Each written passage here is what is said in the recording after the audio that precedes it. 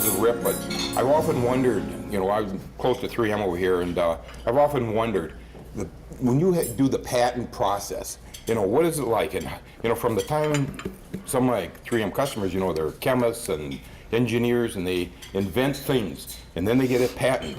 Well, who protects that patent, and how do they protect that patent? So, one of my good customers, I might add, is Kevin Rhodes. And Kevin Rhodes is I'll give you his introduction. Okay, Kevin Rhodes is a vice president and the chief intellectual property counsel of 3M Company, where he is responsible for managing the global intellectual property assets of 3M and its worldwide affiliates. Can you hear me all right? No.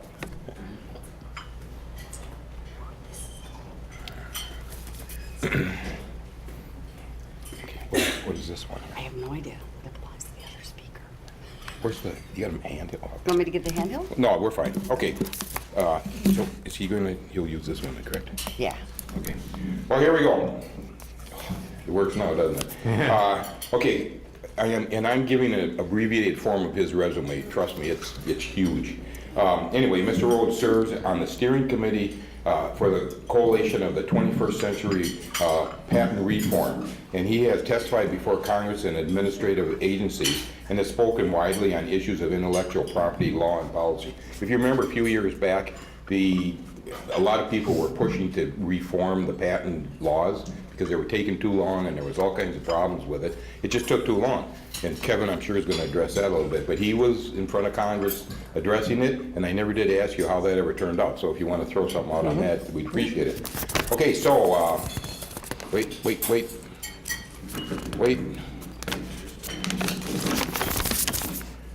Okay, prior to joining 3M in 2001, Mr. Rhodes was a partner at Kirkland & Ellis in Chicago, where he specialized in intellectual property litigation. Mr. Rhodes received his J.D. magna cum laude from Northwestern University. He is a registered patent attorney with an undergraduate degree from Grinnell College. I think that's in Iowa, is that correct? Okay, our topic today is how to protect your intellectual property with the patent process. Would you please welcome my good friend, Kevin Rhodes. Okay. Kevin. Thank you, Frank. Okay.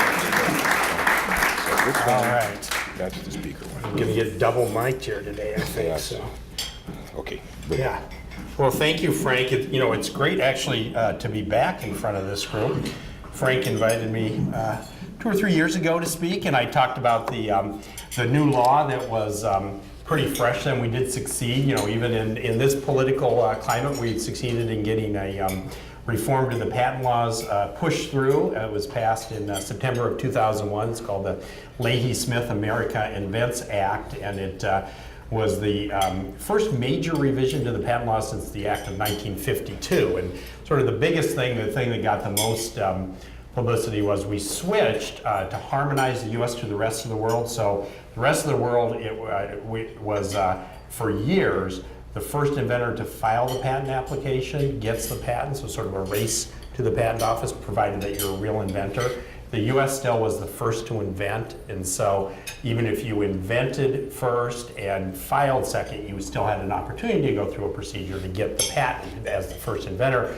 We switched to make it first to file to harmonize with the rest of the world, and that was probably the biggest switch, and then there were some other changes that we got enacted that we were proud of. So that was a success, and I got a chance to talk to this group about it. And I remember it was a fun group, and I wondered if Frank would ever invite me back. Frank's not one to hand out a lot of praise, so I got a little feedback on my talk, but I figured 3 years later getting invited back, that's pretty good. That's with Frank, that's pretty good, right? So here I am. So as Frank said, I'll talk a little bit about the patenting process. I thought I'd kind of start with sort of, why should you care? Why is intellectual property important? I figured there were a number of small and medium-sized business owners in the room, and you might think, patents are the sport of kings for the 3Ms of the world, and why should you guys care about them? So I'll talk a little bit about, what is intellectual property? Why should I care about it? Maybe you're thinking, well, I'm not some, scientist working in the laboratory somewhere, so how could I ever, invent something that might be worthy of getting a patent? A little bit about how the process works, and I figured people would sort of be interested at the end, how much does it cost to actually do this process. So those are what I'll cover. quick drive-by today, but I'll give you some resources at the end to dig deeper on any of this stuff. So just patents are one form of multiple forms of intellectual property. So patents protect new inventions. How are they generated? They only come from the government in a grant of limited time to have exclusive rights to that invention. In contrast to other forms of intellectual property, which are important. So trademarks or names or logos of businesses, probably many of you are familiar with those. Those can be established either by use and or registration through the government, and they protect the source of your goods or services as distinguished from other sources of those goods or services. Trade secrets, of course, corporate secrets are very important for 3M, especially in our manufacturing processes. And then copyrights, of course, people are familiar with books, movies, software code would be examples of copyrights under international treaties. Those are created up the moment you write them down or you become an author. By law, you own the copyright in your original creation. So different kinds of intellectual property.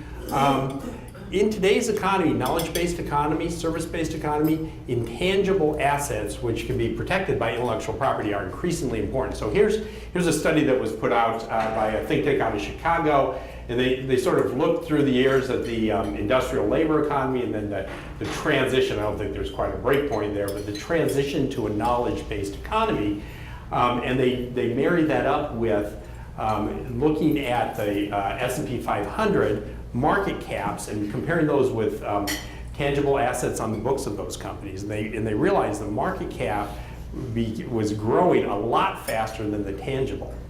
Plant, property, and equipment was not growing that much, but the market caps were growing a lot bigger. And so the remainder, that difference, is in the value of the intangible assets.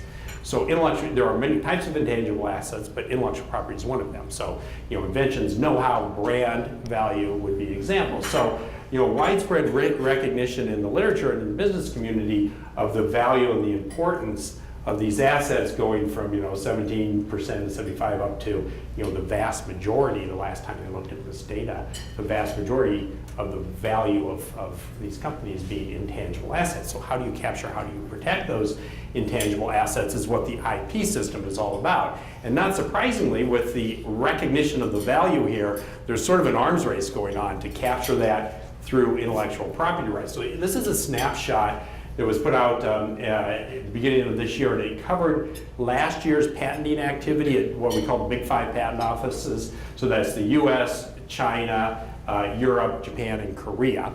And what this shows is record numbers across the board. So record number of applications, 2.4 million patent applications.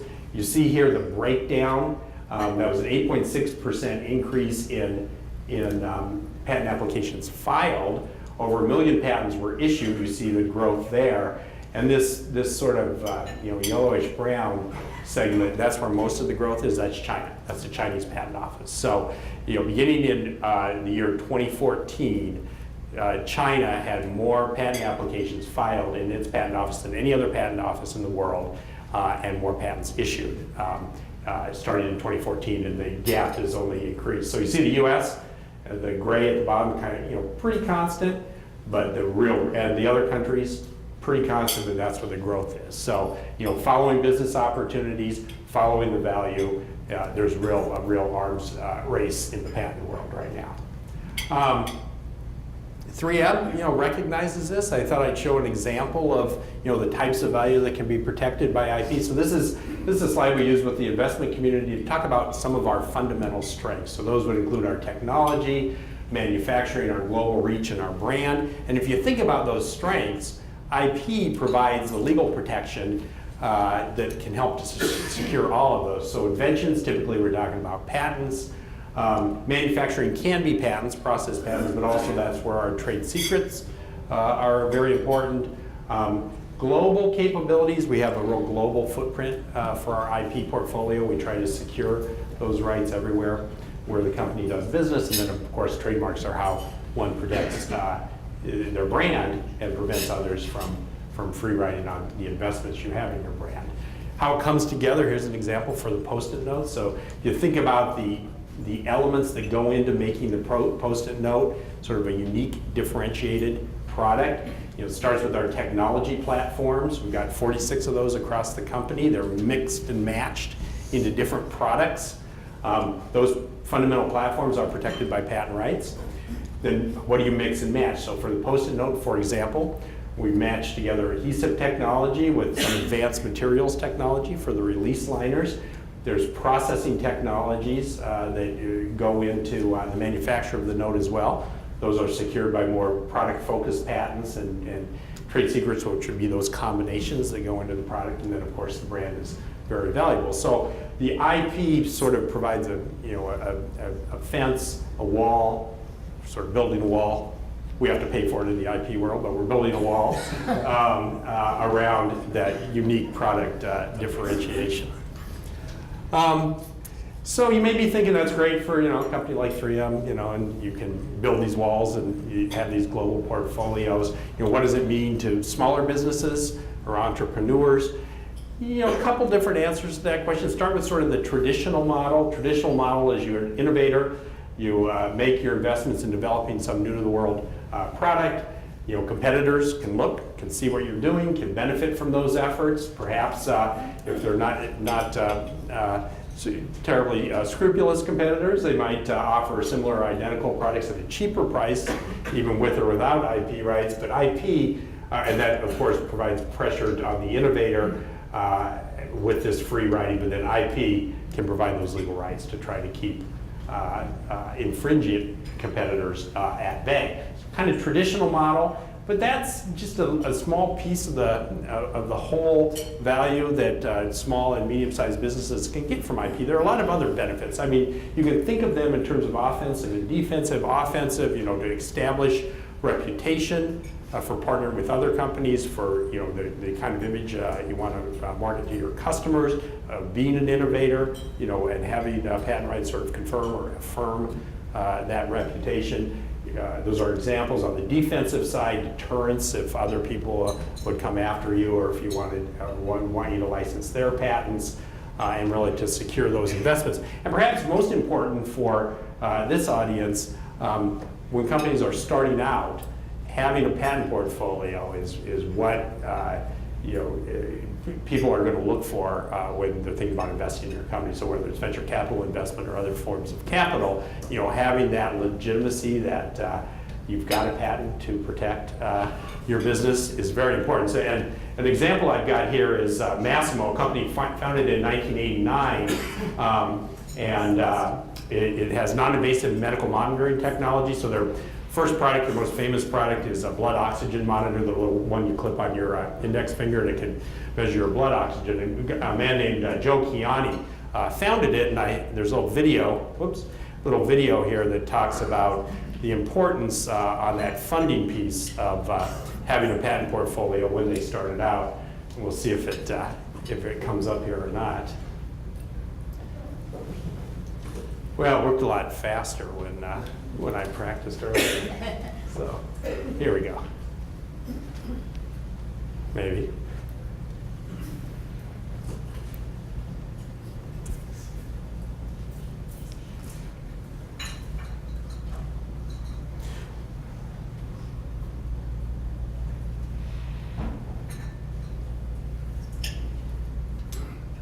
Well, we'll wait and see if that comes up. We'll continue.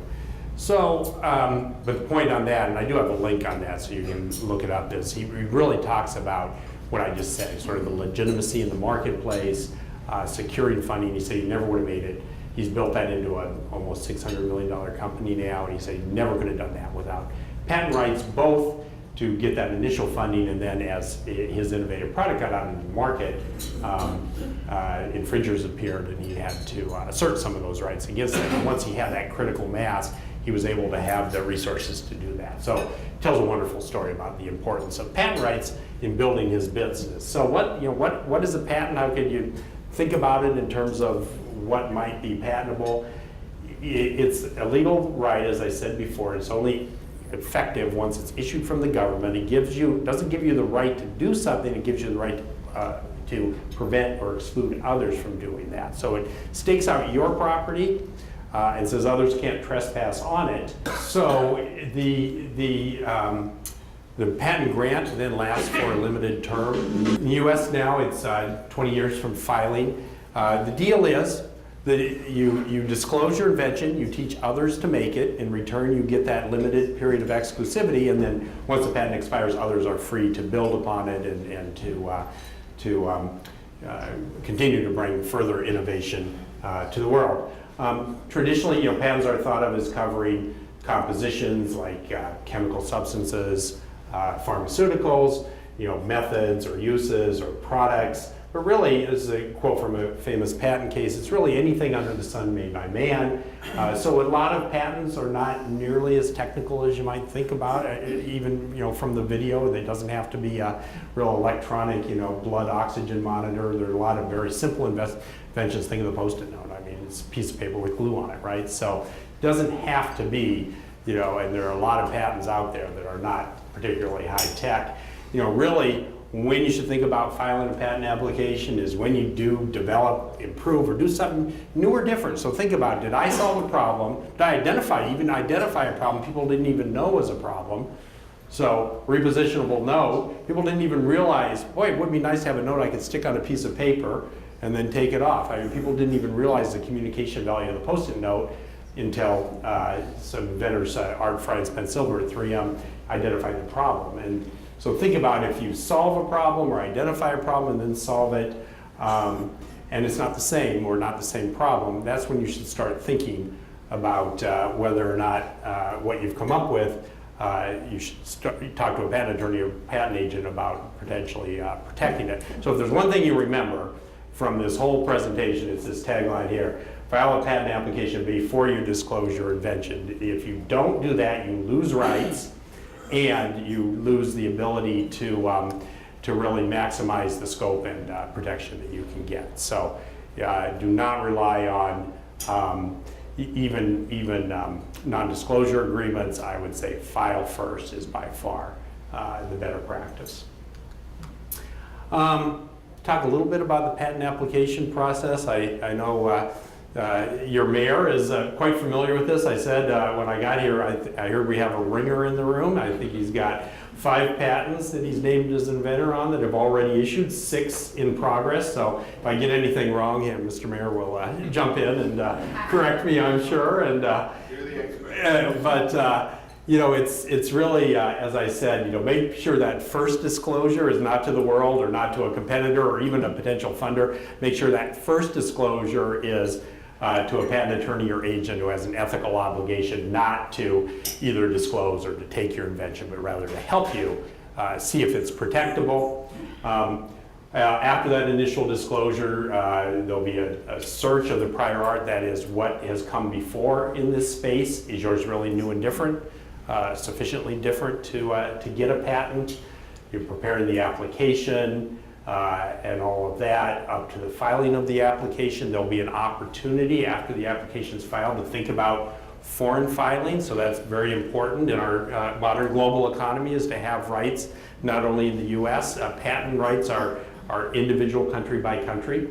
And so just because you get one in the US, you do not have protection in Europe, you do not have protection in China or Japan. You have to go into individual patent offices.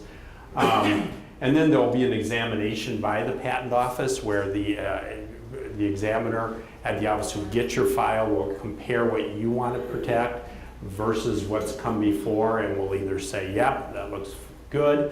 That's unlikely in the first go around. We'll probably say, no, it's too broad. I found this art or that prior art, and you need to narrow your claims. And so there's a give and take back and forth with the patent office until they agree upon what is your property right, what you can protect. Here's the average time. I mentioned the IP5, the big 5 offices. Here's the average time for regular prosecution. So it's not particularly quick. It's faster than it was a few years ago. And that was one of the byproducts of that bill that we got passed through Congress. But it still takes a while. I said, for regular prosecution, there are ways to speed it up that cost money. Basically, you can pay for expedited processing and get your rights more, the US at least, more like in a year. But this is sort of the normal time. So I thought you'd probably wonder about the cost. First, a caveat, these are very ballpark averages. Your individual results may vary here, depending on your invention and the complexity of it. But basically, you think about where the costs fall and the timing for the cost. A lot of it, or probably maybe half, is upfront. It's preparing that application, so meeting with the attorney or the agent, disclosing your invention, having he or she prepare the application, review the drafts, get it on file. That's where probably the bulk of the costs are going to lie.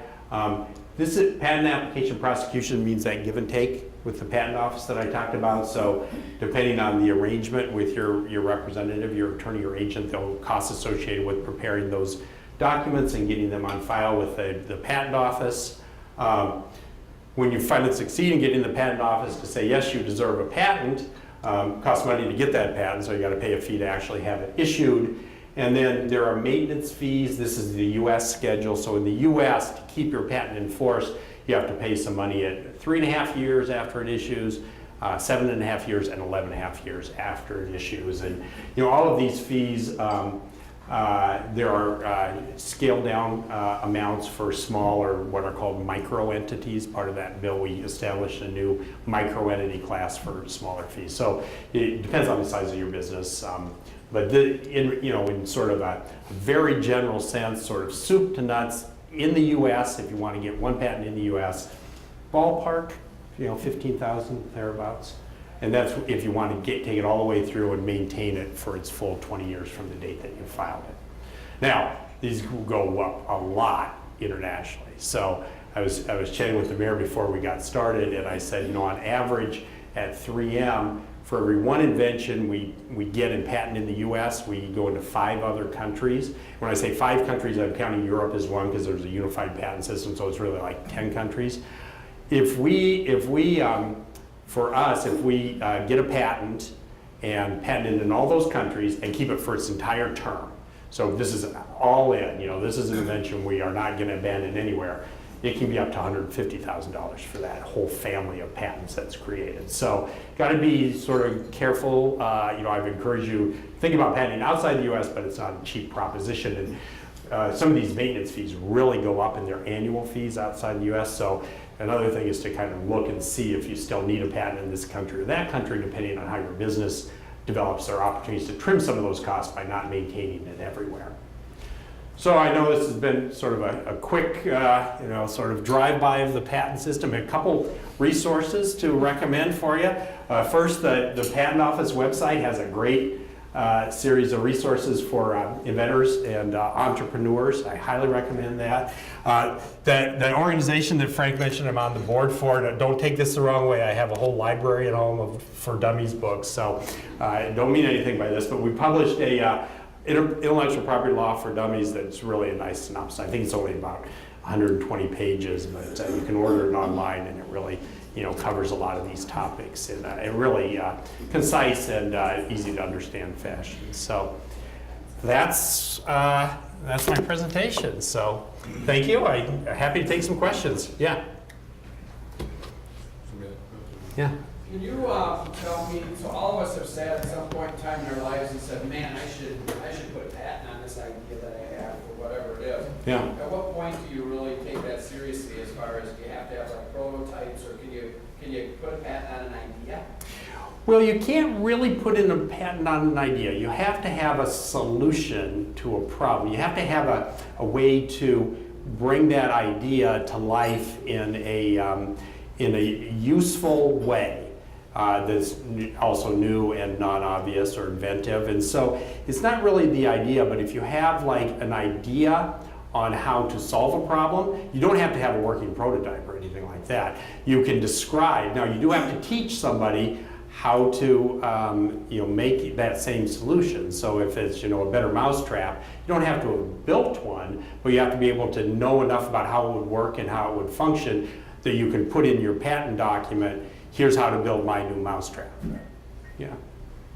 I think there's one more that won't get up to you, Frank. Yeah, go ahead. Can you describe the term patent pending? Yeah. So patent pending just means that a patent application has been filed and is still being pursued, so you haven't abandoned it. So patent pending is interesting. So you see it on products, right? And legally, there's really no impact if the patent is pending by marking patent pending on your product. Yeah, sometimes you can get damages after it publishes and then if it issues, but by and large, patent pending is just a way to sort of signal to the world that, think twice before you assume there's no patent on this product or not going to be a patent on this product and knock it off because I'm working on it. I'll be pursuing a patent and hopefully one day I'll get one and then I'll be able to exclude others. So at 3M we mark patent pending on products to try to provide that notice to the world. Once a patent's issued, then marking, sometimes you see on consumer products, patent numbers on that. That has legal import, that has an effect of putting people on notice, and notice is a prerequisite to getting damages for infringement. So the reason you see patent markings is to put people on notice, so if they infringe, you can get damages from them. Interesting, side point, that law that I've mentioned a couple of times, one of the provisions we put in that law was virtual patent marking. So now so 3M has a website, and you can go on the website and type in the product name or product code and see if they're a patent. So you might see fewer patent markings on the actual packaging or products themselves now, because a lot of them are done virtually. Yeah.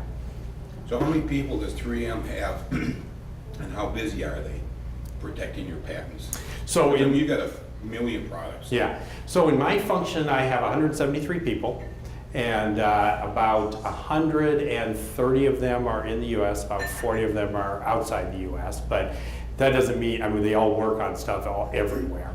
And so we have about 40,000 issued and pending patents in 79 countries around the world.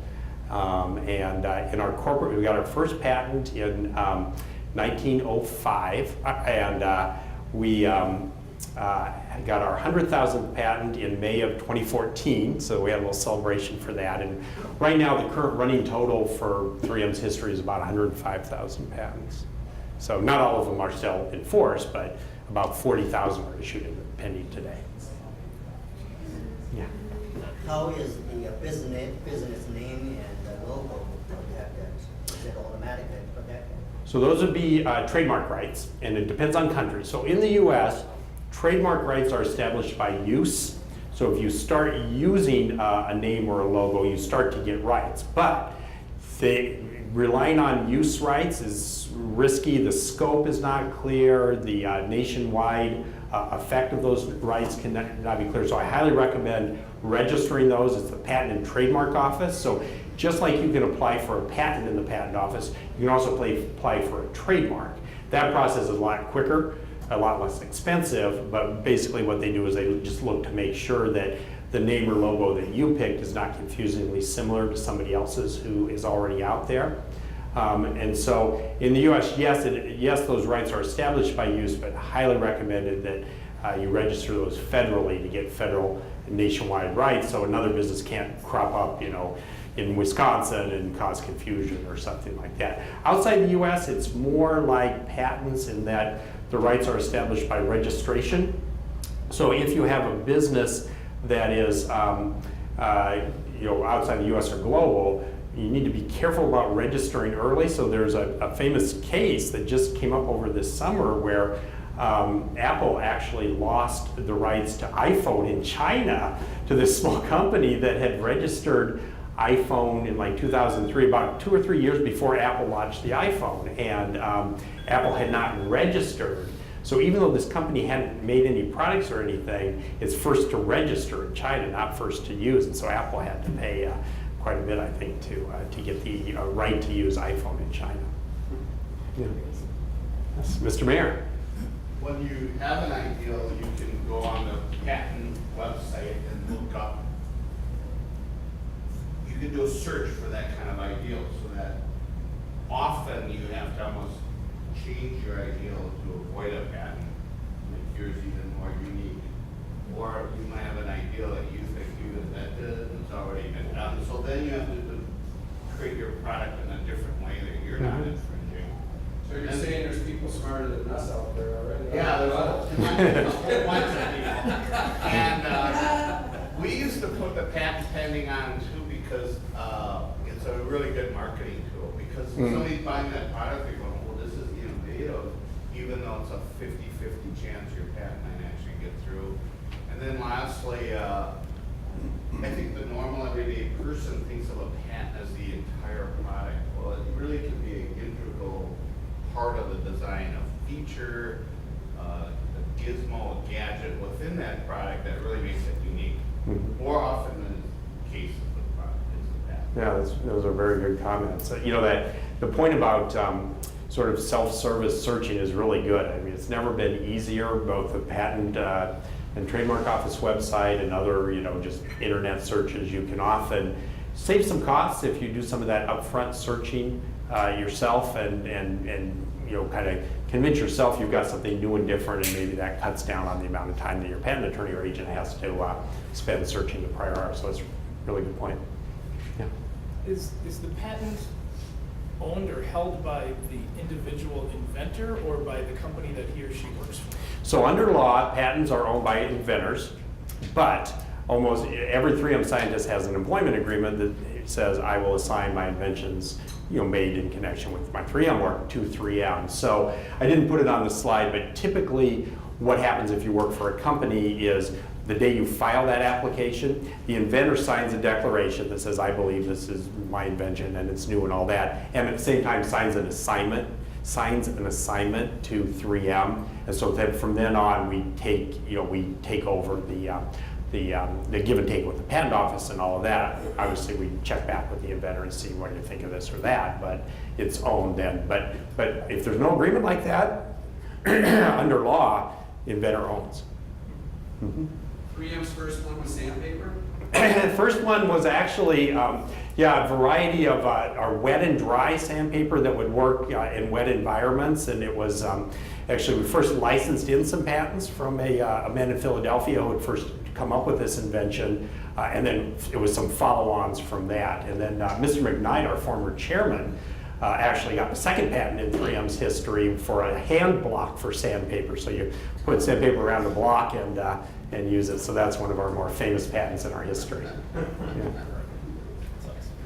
That one's expired now, though. Yeah, unfortunately, all good things must come to an end, even patents. Yes, indeed. Yeah. You mentioned that patent's good for 20 years currently. It seems like I've been using Post-it notes for over 25 years. Yeah. So is the patent still good on that? Well, so think about the original base patent. So certainly anything from back at the first adhesive used in the Post-it note is long since expired. That patent dates from 1968. But there's improvements and there's follow-ons, and so you might not know it every day. But today's Post-it note is not your grandfather's Post-it note. We have improved it. So there's always an opportunity to improve and refresh. I think there are certainly other companies that make repositionable notes now, so that they can't call them Post-it notes. They can't use our logo. So it's kind of an example. You start out, you build a business with patents, and you sort of have that zone of exclusion around the product. When that expires, if you've built up a famous brand like Post-it, it allows you to continue to reap the success even after your patent rights are gone. After that patent comes out, let's say you get a product. There's 10 ingredients in it, or 10 components. Okay, and once the patent comes out, then it's all listed what's in there, correct? Well, so you do have to list, so if you've got an invention on this set of ingredients, right, you have to list it in the patent in order to get the patent as part of that disclosure. That doesn't necessarily mean your product is exactly the same, right? So a patent is your right to exclude others. You might make something that you can't necessarily count on it being exactly the same as what's in the patent, if that's your question. My question is, so if you've got all these parts listed in there, and I'm a competitor, Yeah. why can't I just change, instead of 5 parts Yeah. glue, I'll put 2 parts glue or something Yeah. like that? So a couple things to say about that. One is, if you've got a good patent attorney, he or she has drafted the claims broadly, so as broadly as possible to avoid somebody being able to circumvent it quite that easily. That's why one thing that's been talked about a lot in the media are these invention submission companies that offer you a patent for a lot less money than the slide that I put up there. And beware of those. A lot of those are what you can end up with is a very narrow or just a design patent that just covers the design and not really the functionality. But you've put your finger on an interesting question, Frank. So let's say that 3M comes up with a new formulation. And the question is, in order for us to get a patent on that formulation, we got to disclose it to the world. Should we do that? As opposed to trying to keep it as a trade secret, in which case we don't have to disclose it, and maybe we can keep it even longer than 20 years. And so it's sort of you got to balance that. If somebody could take our formulation and figure out what's in it, then we're probably going to patent it anyway, because at least then we have some protection if they do that. If it's a formula for Coke, down in some safe in Atlanta, yeah, maybe you can keep that secret and not have to disclose it to the world. Although I'd submit, Pepsi has gotten pretty close. So so it's sort of you're right. I mean, that disclosure comes at a price. You are teaching others to use it. Hopefully for your 20 years you can stop them, but certainly after the 20 years is over, sure. Yeah. You mentioned that 3M has moved around to 105,000 patents from the beginning. Are there other companies out there that have just as much or more than you guys? Yeah, so we're pretty close to the top because of our longevity. There are other companies that certainly get more today. So good example is IBM. So IBM has as their corporate policy, they're going to be #1 in U.S. patents every year, and I think they've met that for the last 18 years in a row. And so they typically get about 5,000 to 6,000 a year. We're running at a clip of about 800 a year. So they've probably got more. We've got a longer history, so it gets us up there. But there are certainly companies that are bigger than 3M that are getting more patents than us. Yeah. Ours are the best. I can understand Post-it notes better than IBM codes. Yeah, sure. Yeah. Okay. How are we doing? Yep, we're good. Okay, thank you.